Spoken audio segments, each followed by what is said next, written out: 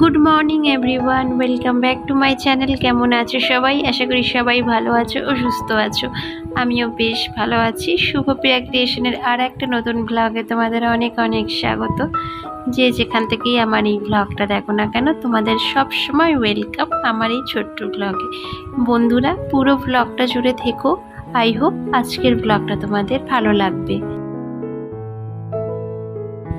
এখন বাজে সকাল 6:30। ব্লগটা এখন থেকে স্টার্ট করে দিলাম তোমাদের সাথে নিয়ে। আজকাল দেখছি খুব তাড়াতাড়ি ঘুম ভেঙে যাচ্ছে, তো শুয়ে থেকে তো আর লাভ নেই, তাই ঘুম থেকে উঠেই আগে বাসি কাজকর্মগুলো সেরে নিই। আর ওইদিকে আমার ছেলে আর আমার বর দুজনেই ঘুমাচ্ছে। ভোরের দিকে ওয়েদারটা এতটাই ঠান্ডা থাকে যে নিজেরই ঘুম পেয়ে যায়, কিন্তু কি কারণবশত যে আমার তাড়াতাড়ি ঘুম ভেঙে যাচ্ছে সেটা আমি নিজেও বুঝতে পারছি না। তো এই যে দেখো, তোমাদের সাথে গল্প করতে করতে আমার বাসি ঘরটা প্রায় ঝাড় দেওয়া কমপ্লিট, মানে বারান্দাটুকু ঝাড় দিলেই ঝাড় দেওয়া হয়ে যাবে। দেখছো কত কাচরা বেরিয়েছে, মানে কাগজ এটা সেটা যা পেরেছে আমার ছেলে। মানে সারাটা দিন তো খেলতে থাকে, ঘর দোর তো সবসময় ঝাড় দেওয়াটা উচিত না। ধরো ওই সকালবেলা একবার আর বিকেলে সন্ধে দেওয়ার আগে একবার ঝাড় দিই, কিন্তু রাতের মধ্যেই এত নোংরা করে যে সকালবেলা উঠে ঝাড় দিতে ভীষণ প্রবলেম হয়।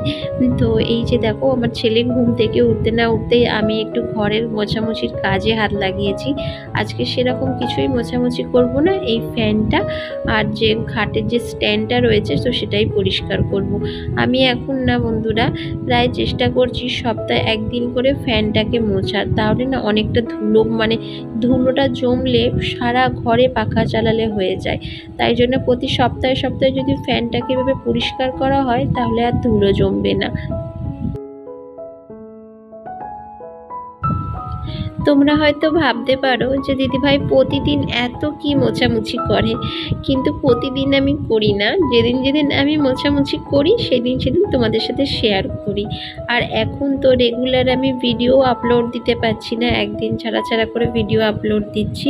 কারণ কি বলো তো, আমি না ভিডিও রেডিই করতে পারছি না, তাই জন্যই না আর ভিডিও প্রতিদিন দেওয়া সম্ভব হচ্ছে না।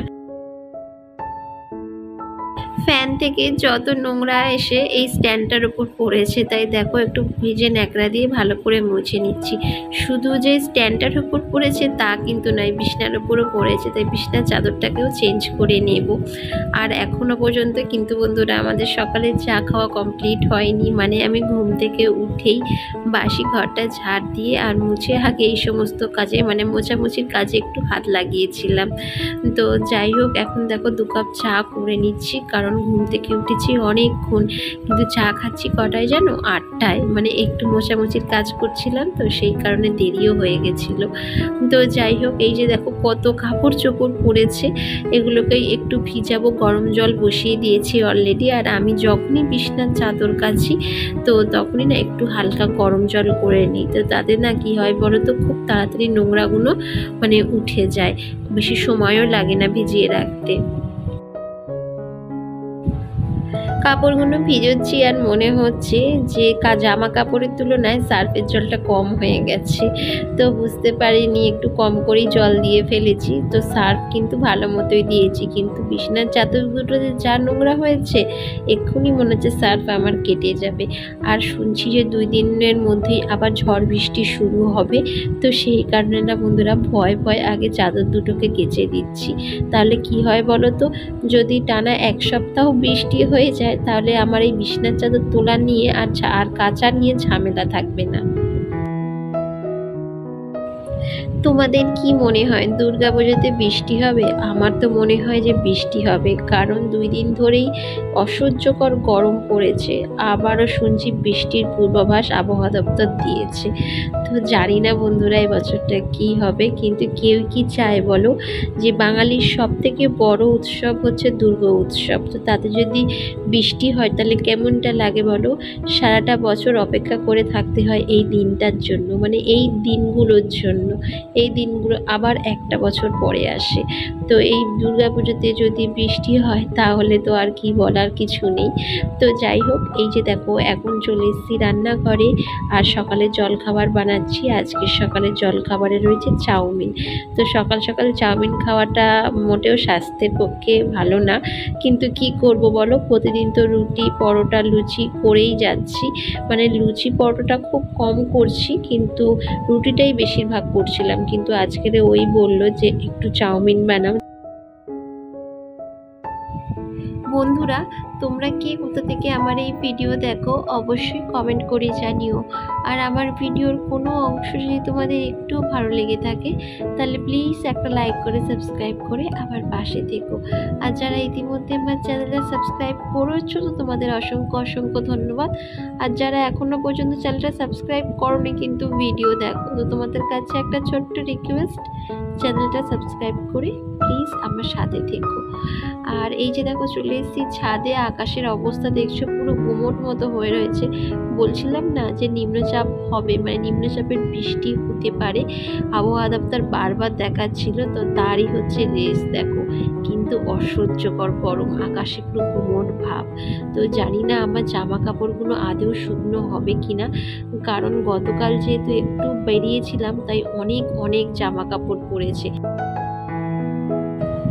আর একটা জিনিস খেয়াল করবে, কোথাও যদি ঘুরতে যাওয়া যায় তার পরের দিন বাড়িতে এসে কাপড় কাচতে কাচতেই মনে হয় সারাটা দিন চলে যায়। মানে সেদিন তো কাপড় কাচা হয় না, আবার বাইরের জামা কাপড় ঘরের জামা কাপড় সব একসাথে মিলেমিশে মানে যেন অনেকখানি জামা কাপড় পরে যায়। তো যাই হোক, এখন দেখো এই ঘরে বিছানার চাদরটাও চেঞ্জ করে নিলাম, একটা নতুন চাদর পেতে দিচ্ছি। কারণ দুদিন ধরেই শুনছি বৃষ্টি হবে টানা, তো তখন আমি রোদ্দুরে কোথায় পাবো, মানে রোদ তো পাবোই না, তো ছাওয়াতে তো শুকনোও হবে না আর জলও ভরবে না। আর বারান্দা দিয়ে যেহেতু আমার কোনো দড়ি মানে দড়ি খাটানো নেই, তাই জন্য মেলার আমার জায়গাও নেই। আর এইদিকে দেখো ছেলে কিন্তু ভীষণ বিরক্ত করছে, আর ওকে আমি একটা গেঞ্জি পরিয়ে রেখেছি, কারণ যেহেতু ও বারবার ঘেমে যাচ্ছে। জানো তো সকাল থেকে ও দুটো জামা এখনো পর্যন্ত আমি চেঞ্জ করে দিলাম, একটা তো জল ফেলে ভাসিয়েছে আর একটা ঘামে ভিজে গেছে। তো ওরই না অনেক জামা কাপড় পরে যায় জানো তো। আর ওকে আজকের স্কুলে পাঠাইনি, কারণ ওর একটু ঠান্ডা লেগেছে। তো স্কুল থেকে স্ট্রিক্টলি বারণ করা আছে যে বাচ্চার কোনো রকম শরীর অসুস্থ থাকলে স্কুলে না পাঠাতে, কারণ এগুলো যেহেতু ভাইরাস, তাহলে কি হয় বলো তো, একজনের থেকে আর একজনের ছড়িয়ে পড়ে, এই করে সারা স্কুল ছড়িয়ে পড়ে। তো যখনই কোনো বাচ্চার শরীর খারাপ বা কোনো শারীরিক প্রবলেম থাকে তো তাকে না স্কুল যেতে নাও, মানে স্কুল পাঠাতে না করে দেয়। তো যাই হোক, এখন দেখো বিছানাটা গুছিয়ে চলে আসলাম বেসিনের কাছে, কারণ বেসিনটাকেও আমি রেগুলার পরিষ্কার করি, তাহলে আজকের আর ব্যতিক্রম যাবে কেন, তাই না বলো। আর সাদা বেসিন রেগুলার পরিষ্কার না করলে একটা কেমন দাগ হয়ে পড়ে। এখন যে ভিডিওটা এডিটিং করছি বন্ধুরা, এখন বাজে রাত্রির 12:30, চোখে রয়েছে কি বলবো অসহ্যকর ঘুম। তো সেই হাজার ঘুমকে এড়িয়ে আমি ভিডিও এডিটিং করতে বসেছি, কারণ আমাকে গতকাল ভিডিও ছাড়তেই হবে। কারণ কি জানো, কারণ আমি আজকের ভিডিও ছাড়তে পারিনি সেই কারণে। তো এইখানে দেখো আমার বোন না লাল শাক এনেছে, বেশ অনেক দিন পর লাল শাক আনলো জানো তো। তো যাই হোক, এগুলোকে দেখো এখন একটু বেছে নিচ্ছি, মানে কচি কচি ডগাগুলোকে দেখো কেটে নিচ্ছি, আর নিচের যে শিকড়ের দিকটা একটু শক্ত মতো হয়ে গেছে সেগুলোকে ফেলে দিচ্ছি। আর এই দিকে দেখো ছেলে খাতা বের করে কি যে আঁকছে তার কোনো মাথা মুন্ডু নেই। একটুখানি এইটুকু বলতে পারি যে ও একটা ভূত আঁকছে ব্ল্যাক কালারের, আর এই রং পেন্সিলগুলো নিয়ে দেখছো যাচ্ছে তাই করছে। তো বন্ধুরা, আজকের ভিডিওটা এখানেই শেষ করলাম, আবার দেখা হবে নেক্সট ব্লগে।